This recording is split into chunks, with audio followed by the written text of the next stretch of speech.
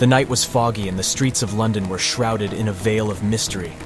The moon, hidden behind thick clouds, cast an eerie glow on the empty roads.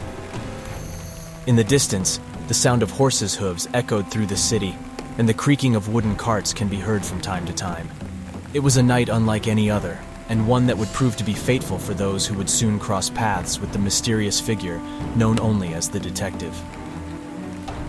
The detective sat in his dimly lit office, staring out the window at the night sky. He was deep in thought, pondering the case that had been brought to him earlier that day. A wealthy businessman had reported a string of mysterious disappearances in the city, and the detective was the only one who could solve the mystery. The door to the office burst open, and a frantic young woman stumbled into the room. "Help me! Please, you have to help me!" she cried out, tears streaming down her face.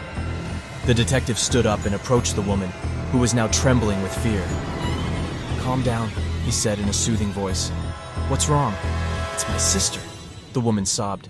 "She's disappeared, and I don't know what to do. I've heard whispers of a mysterious figure who's been taking people in the city, and I think it might have something to do with her disappearance." The detective listened intently, his mind already beginning to piece together the puzzle. "I'll do my best to help you," he said. "But first, I need to ask you a few questions. Can you describe your sister to me?"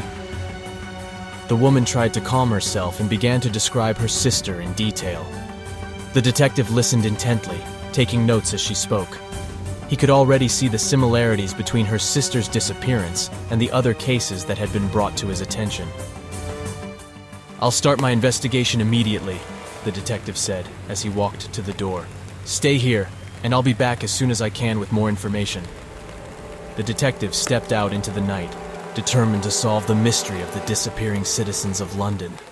The fog seemed to thicken as he walked, and he felt a chill run down his spine. He knew that this was going to be a dangerous case, and that the truth behind the disappearances was sure to be far more sinister than anyone could have imagined. As he walked down the street, the detective couldn't shake the feeling that he was being watched. He turned around but saw nothing but the swirling fog. He shook his head and continued on his way, knowing that the only way to solve the case was to dive deep into the heart of the mystery.